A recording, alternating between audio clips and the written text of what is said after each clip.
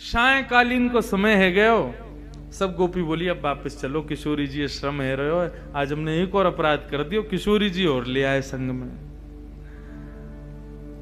सब गोपिन को संग लेकर के श्यामाजू को जैसे ही पार करवे के काजे जान लगी, अटारी पे चढ़ करके देखी तो महाराज यमुना जी में एक भी नौका नहीं है।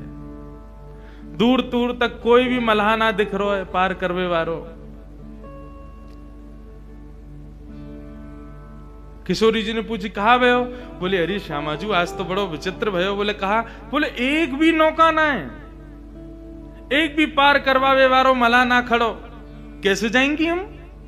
अभी तो बहुत दूर है बरसानो, यहाँ तो वृंदावन जामेंगे, फिर वृंदावन से आगे जामेंगे, अरे बहुत समय लग जाएगा। आज तो ब्रजभानु जी बहुत डांटेंगे, कीर्ति मैया बहुत मारेगी, कहां लेके गई छोरी है, कैसे जामे पल्ली पार? किशोरी जी बोली एक बार और चढ़ के देखो, शायद कोई मिल जाए। गोपी गई अटारी पर चढ़ करके दूर दूर तक दृष्टि घुमा करके देख रही हैं, लेकिन एक भी नौका नहीं, एक भी मल्हार नहीं मिला।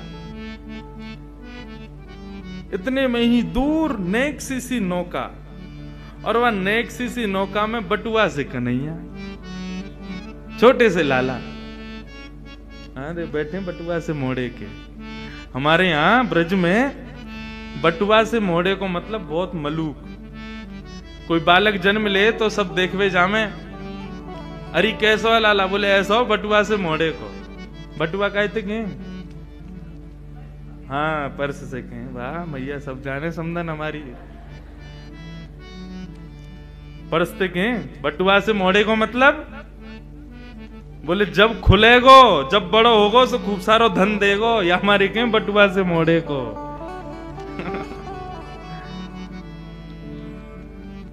अरे दूर एक छोटी सी नाव दिख तो रही, नेक सी नाव, और वहां में नेक सो लाला। लेकिन गोपिन को ये ना पता कि ये कन्हैया है। ठाकुर जी को तो पता चल गई, श्यामाजू बैठी हैं, उनको यमुना पार करनी है, याचना कर रही है नौका की। तो ठाकुर जी तो बढ़िया बगलबंदी पहन करके, सिर पर स्वाफा बांध करके, ऊंची धोती पहन के, पावन में कड़ूला बांध के, हाथन में सुंदर पाजेब, हाथन में कड़ूला पहन के, करधनी बांध के ठाकुर जी पधारे हैं। और नेक सी अपनी नौका, नेक सी छोटी सी ऐसी बिल्कुल, और वह वहीं के वहीं घुमा रहे हैं, वहीं वहीं चला रहे हैं। अरे श्यामाजू एक नौका दिख रही है, वह नौका में नेक सो बटुआ सो एक छोरा बैठो है, दिख तो रो ना है, कारी कारी रात में वह को मोह कैसो है, कारो सोई है कोई। किशोरी जी बोली अब पार तो करनो, और कोई साधन तो है ना, यमुना जी में कूद के तो जाएंगी ना, सबरी भीज जाएंगी। भाई को बुलाओ। अरे ओ मला के इतकुआ, मैं ना आ रो, मना कर दे। अरे ओ नेक से लाला, नेक अपनी नाव को लेके आ, मैं ना आ रहा हूं, पहले तमीज से बुला। मला को दिख रहा हूं मैं तो है, तू जाने में कौन हूं? मैं कोई ये यमुना पार करवावे वारो ना हूं, मैं कोई मला ना हूं, मैं कोई नौका बिहार यहां कर तो डोलू ना हूं। अपने बाबा के पैसा ते अपने काजे नौका बनवाइए छोटी सी, इतनी बड़ी है जब मैं यहां आ सकूं। अपने बिहार के काजे बनवाई, मैं कोई मला थोड़ी हूं। गोपी बोली अरे भैया रिश्यार हो, तुम या तो प्रेम से बुलाओ, कहीं तुम जोर जोर चिल्ला के बुलाओगी, ऐसे कहोगी तो चलो जाएगा। अब जो भी है मैं बुलाए लोग, श्यामाजू श्रमित है रही है। अरे भैया मला के आजा, अपनी नौका लेके आजा, प्रेम से बुलाने लगी। सोई ठाकुर जी अपनी छोटी सी नौका लेकर के और चल दिए। वहीं पे नौका चला रहे हैं, और यही गा गा करके कभी नाचन लग जाएं, कभी नौका की पतवारें उठा करके गोपीन को दिखाने लग जाएं। गोपी थोड़ी पे हाथ धर के बैठी हैं, कितनो समय लगा रहो यहाँ आवे में, जिन कैसो हमें मल्हा मिलो आज। राधा रानी बोली अब जैसो भी है आन दो, पार करनो, जल्दी बरसाने जानो। ठाकुर जी 2 घंटा में तो आए, नाचते कूदते आनंद करते, कभी नाचन लगे, कभी कछू करें, पहुंच गए। गोपी बोली हाँ भैया पार करेगो? बोले ना करूंगा। अरे कर दे भैया, तेरे हाथ जोड़ रही हैं, हम अकेली पड़ गई हैं, हमारी श्यामा जू विराजी, हमें बहुत दूर जानो, पार कर दे। तो बोले तन पहनाए लत्ता, चल दिए कलकत्ता, पार करनो है, कछु तो देनो पड़ेगा, कहा दोगी? बोले कहा चाहिए तू ही बता। बोले एक तो पहली बात, ये जितनी भी मुंह को दिख रही कहाँ है, ये सबरी तो मेरी नैया में बैठे, छोटी सी नाव मेरी, वहां में इतनी सबरी बैठ जाएंगी, कहीं डूब गई तो मैं तो अपने काजे बनवाई है, विषम परिस्थिति तुम्हारी हमारे देख के मैं आगे हूं, इतनी ने तो ना बैठाऊंगा मैं। अरे भैया सबन को पार करना पड़ेगा। बोले ना तुम सबन को ना बैठाऊंगा, तुम सबन की जो सरदारनी है वाकू बैठा लूंगा, एक है पार करूंगा बस, इतने इनको ठेका थोड़ी लिया मैंने। गोपी बोली मुंह तो जाके मन को भाव बढ़िया ना लग रहा, ये मला बड़ो विचित्र है, कुदृष्टि डाल लो हमारी किशोरी जी पे। सखी बोली अरे काम ने करवावे के काजे सबन को बाप बनाना पड़े, नेक देर को या की बात मान ले, कहा बुराई है। किशोरी जी को नाम दे देंगे, फिर धीरे धीरे हम चढ़ जाएंगी सबरी नाम में। हाँ भाई अपनी सरदार नहीं लिया, वाकू पार कर दूंगा बस, बाकी तुम लोग अपनो देख लियो कैसे तुम्हें करना। बोली रुको हम पूछ के मैं सब गई, जाके किशोरी जी से कहें कि आ तो गो यो कह रहा है कि आप ब्रजभाषा समझ रहे हैं ना, आ तो गोए लेकिन यूं कह रहा है कि आपको पार करेगो।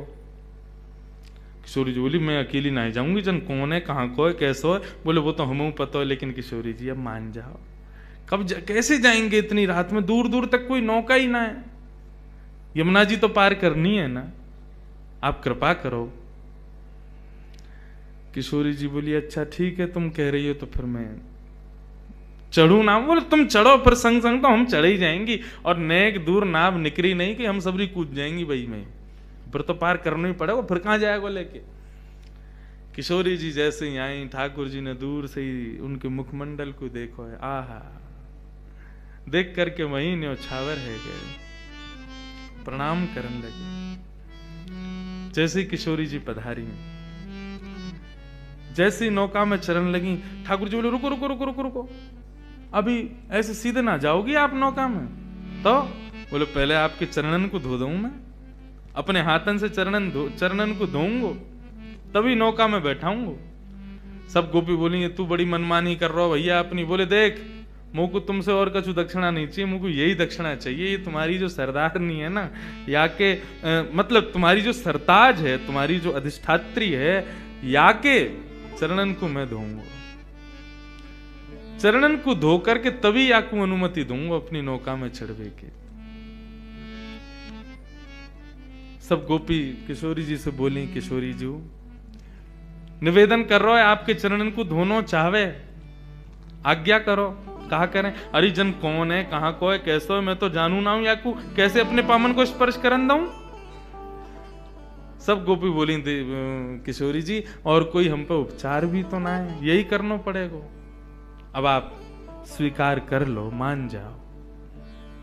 किशोरी जी बोली अच्छा ठीक है तुम लोगन के काजे मान जाऊं। किशोरी जी ने अपनो दोनों चरण आगे किए, ले भैया धो ले। ठाकुर जी ने पहले तो बढ़िया सुंदर सो एक गड्ढा कियो, और गड्ढा करके वहां में किशोरी जी को एक पाम आ सके इतना ही बड़ो कियो, वहां में किशोरी जी ने एक चरण पधरा दियो। ठाकुर जी यमुना जल लाला में अपने अंजलि में भर भर के लामे और ला करके श्री किशोरी जी के सुंदर चरणन को प्रक्षालन कर रहे हैं। किशोरी जी एक चरण से खड़ी हैं और एक चरण को ऊपर उठाए रखो, तो बार बार किशोरी जी को जो श्री अंग है वो ऐसे झूल रहे हो है कि अभी मानो जैसे कहीं गिर ना जाएं। तो गोपी जब संग में आ जाएं हाथ पकड़ के, ठाकुर जी बोले कोई पकड़ेगा नहीं, हम जिनके चरण छू रहे हैं, जिनके चरण धो रहे हैं, केवल उन्हीं के चरण, उन्हीं को ही पूरा अंग होना चाहिए। बस तुम लोगों ने स्पर्श किया तो तुम्हारे चरण धुले ऐसा मानो जा सके, तुम लोग दूर रहो। ललिता विशाखा बोली अरे शर्म ना आ रही तो पता हो कौन के पाम धो रहा है, एक पाम ते खड़ी है, एक पाम देख ऊपर कर रखो, कितनो श्रम है रो उन्हें। श्री ठाकुर जी ने अपना दूसरा हाथ बढ़ा करके जो किशोरी जी ने अपना पाम उठा रखो वाके नीचे अपने हाथ लगा दिए, एक हाथ से प्रक्षालन कर रहे हैं और दूसरे हाथ से दूसरे चरण को किशोरी जी को अपने हस्त कमल पर लेकर के बैठे और बोले हे किशोरी जो, आप गिरोगे नहीं, घबराओ मत, आप दोनों वरदहस्त मेरे शीश पर रख लो और खड़ी है जाओ। किशोरी जी ने अपने दोनों वरदहस्त ठाकुर जी के सिर पर रखे हैं, एक चरण को धो रहे हैं, दूसरा चरण हाथ में ले रखो है। आहा, श्री परमानंद दास जी याद दृश्य को देखें, कितना सुंदर भाव कह रहे हैं। सब लोग गाना, धन धन